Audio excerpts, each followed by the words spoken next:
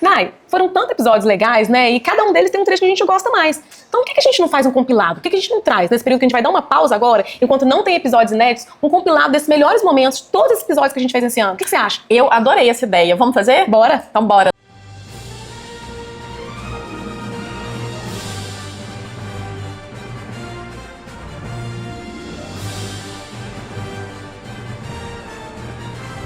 Porque o seu dia a dia muito bonito, uma transição muito ao lado.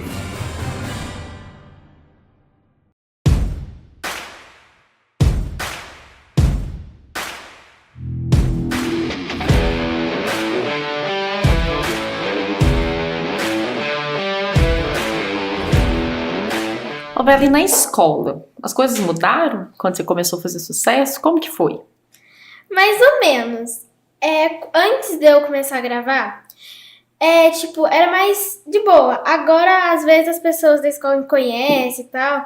E aí, eu fico feliz, mas é um pouquinho estranho, mas eu gosto muito. Você ganhou mais amigos na escola? Você ficou popular? Um pouquinho. É bom ser famosa, Bela? Muito, muito bom. Alguém já te reconheceu na rua?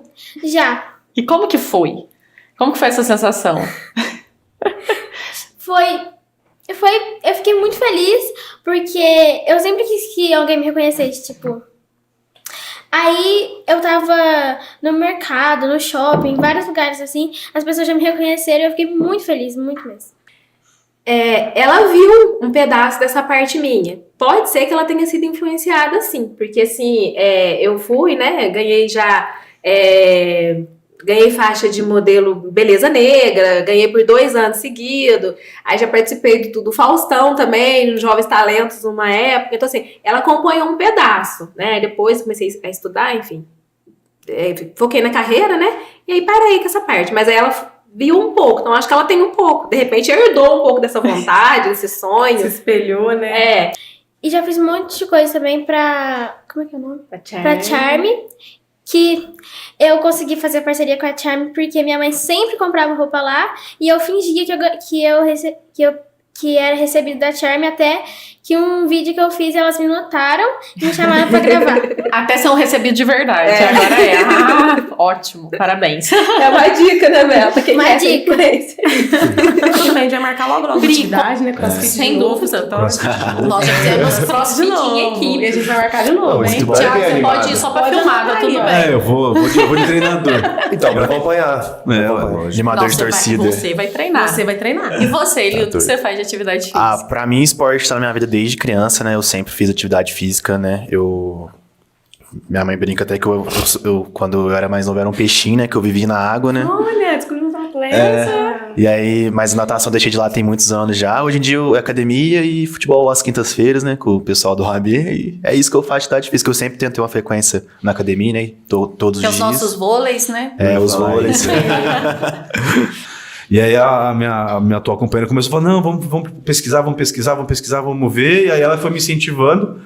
Ela chegou no ponto, um dia eu fiquei muito bravo, ela falou assim, tá vendo, chegou no ponto que não dá mais. Você precisa se organizar, você precisa olhar pro espelho e se sentir feliz. Ou você aceita de vez, que eu acho que é difícil, porque pelo seu jeito você não vai aceitar, ou vamos fazer alguma coisa, qual o problema?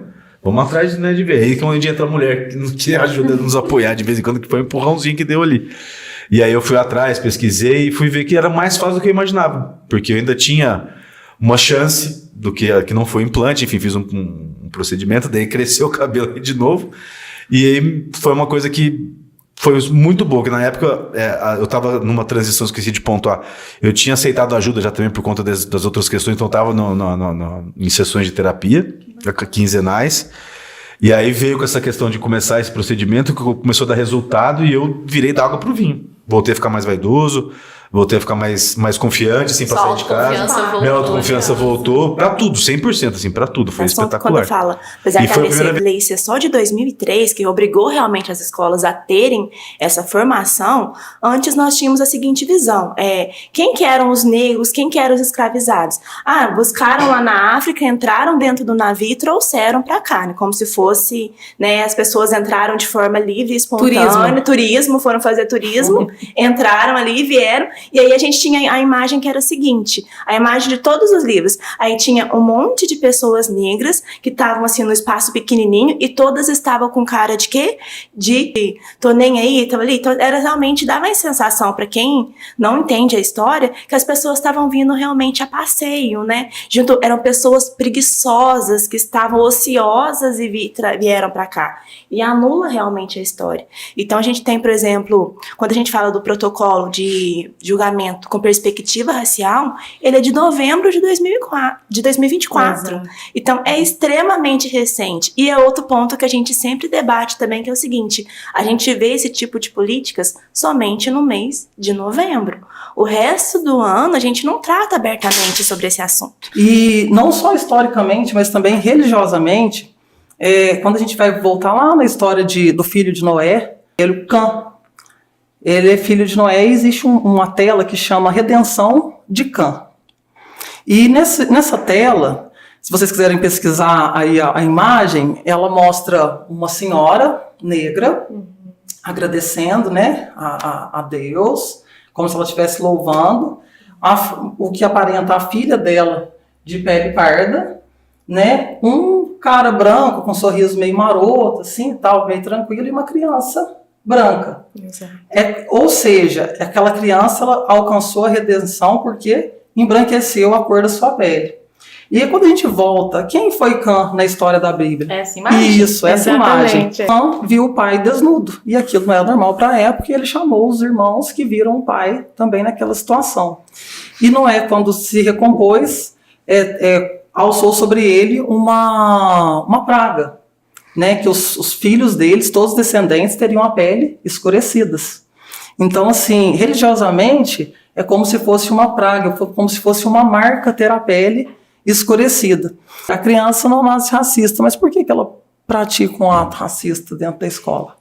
Né? Então ela... O que ela tá vendo o que em casa, ela tá vendo, né? o que ela tá assistindo, ali, o que né? ela tá reproduzindo, o espelhamento. Né? Tem um livro que eu trouxe que chama Amora, do Emicida. E aí o pai conta uma história para a filha, e aí ele fala da Amora, que a Amora é docinha, porque quanto mais pretinha, melhor é. E ela fala, então eu sou boa, eu sou muito boa, se ela vê o seu valor. A gente tem os 12 trabalhos de Hércules, então a gente precisa, nós precisamos nos organizar em marcos.